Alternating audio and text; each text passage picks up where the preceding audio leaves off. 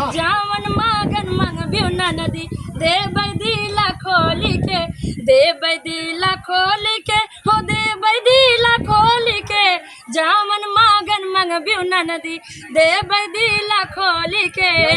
आगे की लाइन सुना जाए, बड़ी जबरदस्त बात है।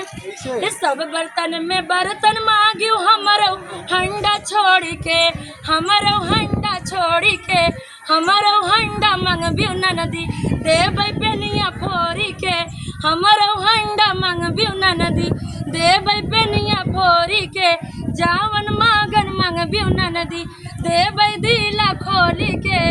आगे की लाइन सुना जाए। इस सब खटिया में खटिया मांगियो हमारो पलंगा छोड़ी के हमारो पलंगा छोड़ी के। भैया हमार ननद सामने खड़ी है कि हमारो पलंगा मंगबियो नदी दे पटिया तोड़ी के हमारो पलंगा मंगबियो नदी दे पटिया तो